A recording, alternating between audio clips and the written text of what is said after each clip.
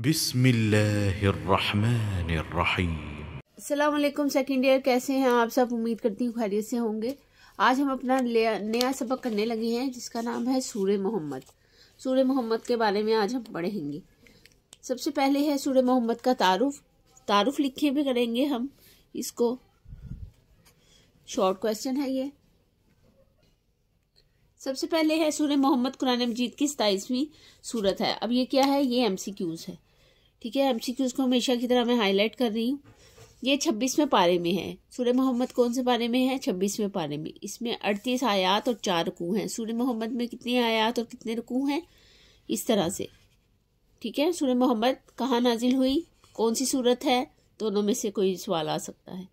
अच्छा, इस सूरत मुबारक दूसरी आयत मुबारक वल्लज़ीना आमनू से लेकर वहुवल हक्कु मिन रब्बिहिम से तक से मखूज है। ये क्या है? ये इसकी वजह तस्मिया है। इस सूरत में जहाद और क़ताल के अहकाम बयान हुए हैं। इस बना पर इस सूरत को सूरह क़ताल भी कहा जाता है। इस सूरत का दूसरा नाम क्या है? सूरह क़ताल है। ये सूरह क़ताल इस सूरत की 20 आयात वयकूल लज़ीना से लेकर फी हल क़ताल तक से माखूज है। आगे है मरकजी मौजू लिखें इसका। वो क्वेश्चन हमेशा से होता है। सूरह मोहम्मद का मरकजी मौजू जहाद, इन्फाल, फी सबीलिल्लाह की तरगीब और कुफार मुनाफिकीन के अंजाम का बयान है। आगे है इसके बुनियादी मज़ामीन में भी हम रीडिंग कर लेते हैं। सूरह मोहम्मद के आगाज़ में कुफार के अकीदा किरदार के मुसलमानों के किरदार से तकाबुल किया गया है। कुफार के बुनियादी मज़ामीन मुख्तसर लिखे। ठीक है, मुख्तसर लिखें भी आ जाता है। मुख्तसर लिखें, आप लिखेंगे। इसके बारे में इरशाद है कि ये सिर्फ खुद कुफर करते थे बल्कि लोगों को भी अल्लाह ताला के रास्ते से रोकते हैं। चुनाचे बातिल की पैरवी करने की वजह से अल्लाह ताला ने इनके अमाल ज़ाया कर दिए।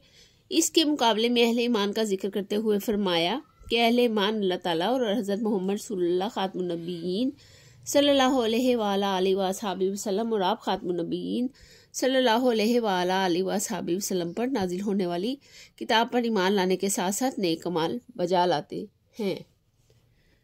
इस वजह से अल्लाह ताला ने इनकी बुराइयों को मिटा दिया, उनके अहवाल की इस्लाह फरमाई। आगे है सूरह मोहम्मद की मुतअद्दिद आयात में अहले ईमान को मुख्तलिफ हदायत दी गई हैं।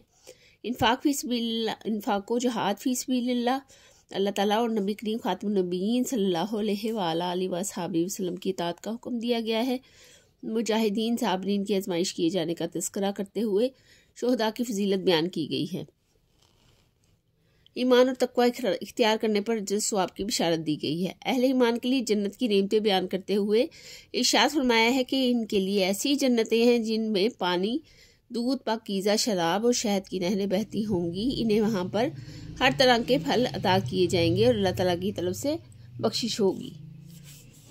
अगले पेज पर हमारे पास इसकी रीडिंग का बकिया हिस्सा जो है वो है, इस सूरत में कुफार को कुरान मजीद के इनकार करने की वजह से अमाल के ज़ाया होने और हलाक दिए जाने की तंबीह की गई है।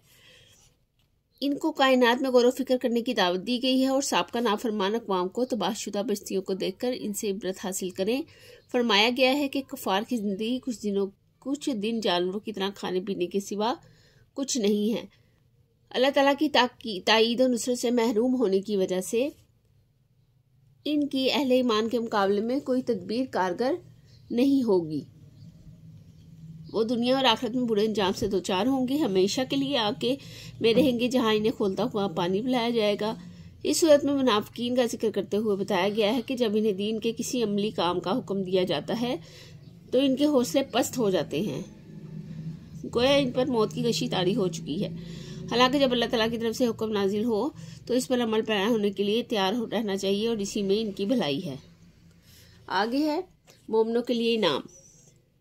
मोमिनों के लिए इनाम के लिए जो दुआ है सूरह मोहम्मद में, उसका तर्जुमा है, बेशक अल्लाह ताला इन्हें दाखिल फरमाएगा जो ईमान लाए और उन्होंने नेक अमल किए ऐसी जन्नतों में जिनके नीचे नहरें बह रही होंगी। सेकंड पे इनकी इताअत का हुक्म है। उसमें है, ईमान वालों अल्लाह की इताअत करो, रसूल खातमुन नबिय्यीन सल्लल्लाहु अलैहि वसल्लम की इताअत करो, अपने माल ज़ाया मत करो। कुफार के अमाल अहले बातिल की पैरवी करने और कुरान मजीद का इनकार करने की वजह से ज़ाया हुए थे। ठीक है, ये हो गया। नेक्स्ट पे हमारे पास जो इसकी एक्सरसाइज है, एक्सरसाइज में हमने इसका देखना है इसका है सूरह मोहम्मद का दूसरा नाम जो है सूरह किताल है। अभी हमने पढ़ा है पीछे, ठीक है। सूरह मोहम्मद में अहकाम बयान हुए हैं किसके? जहाद के, रोज़े के, नमाज के या हज के? जहाद के। सूरह मोहम्मद में जहाद के साथ साथ मुसलमानों को हुक्म दिया गया है अल्लाह ताला के रास्ते में खर्च करने का, यतीमों का ख्याल रखने का, औरतों के साथ उसने सलूक का, वालिदैन का अदब एहतराम का, अल्लाह ताला के रास्ते में खर्च करने। कुरान मजीद के इनकार करने की वजह से कुफार को तंबीह की गई है माल के ज़ाया होने की। कुरान मजीद में साबका अक़वाम की तबाहशुदा जो है बस्तियों का जिक्र करने का मकसद है इबरत का हसूल, बस्तियों को दोबारा बात करना, मालूमात में इजाफा करना, इबरत का हसूल। मुख्तसर जवाब दें।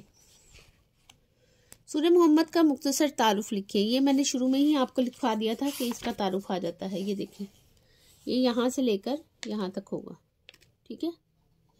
पहला क्वेश्चन बस ये तारुफ है, आगे नहीं लिखना आपने, ठीक है। ये वाला यहाँ से लेकर यहाँ तक तारुफ है। सूरह मोहम्मद का मरकज़ी मौजू तहरीर करें। मरकज़ी मौजू भी थोड़ा सा ही है, एक लाइन का। ये मैंने क्वेश्चन का निशान लगाया है यहाँ से लेकर यहाँ तक। आगे हमारे पास है कि कुफार के अमाल किस वजह से ज़ाया हुए हैं। ये मैंने लास्ट में लिखा हुआ है क्योंकि इसमें ये ख़ास तौर पे जिक्र नहीं है। कुफार के अमाल अहले बातिल की पैरवी करने और कुरान मजीद के इनकार करने की वजह से ज़ाया हुए हैं। ये इसका थर्ड का आंसर है, ठीक है। आगे हमारे पास है सूरह मोहम्मद में जन्नत की कौन कौन सी नेमतें बयान की गई हैं।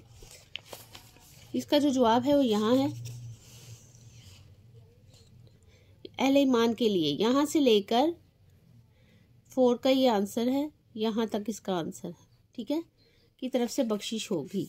आगे है सूरह मोहम्मद में अहले ईमान को किस चीज़ की तरगीब दी गई है, ठीक है। ये सूरह मोहम्मद की मुतअद्दिद आयात में अहले ईमान को मुख्तलिफ हदायत दी गई, यहाँ से लेकर अजर सवाब की बिशारत दी गई है। यहाँ तक इसका 5 का आंसर होगा। इसके बाद हमारे पास जो इसके अलावा क्वेश्चन में है वो है तफसीली जवाब दें। तफसीली जवाब में सूरह मोहम्मद के बुनियादी मज़ामीन पर तफसीली नोट लिखें, ठीक है। इसका जो है बुनियादी मज़ामीन हमने सारे लिख देने हैं। बुनियादी मज़ामीन में यहाँ से लेकर तफसीली सवाल ये सारा लिखना है और ये सारा लिखते हुए यहाँ तक लिखना है, ठीक है। आगे है उस्ताद अकराम की वजह से जहाद की अहमियत और फजीलत के बारे में मालूमात हासिल करेंगे। ये सारा हमारा नहीं है और हमने इसको नहीं करना। हमारे पास जो था वो हमने कर लिया है। ये सारा हमने आज पढ़ा है। ये सारा उम्मीद करती हूँ ये सारा आपको समझ में आया होगा। सूरह मोहम्मद के हवाले से सारा आज इसकी जो एक्सरसाइज थी उसको हमने कंप्लीट किया है। तर्जुमा इसका नहीं था।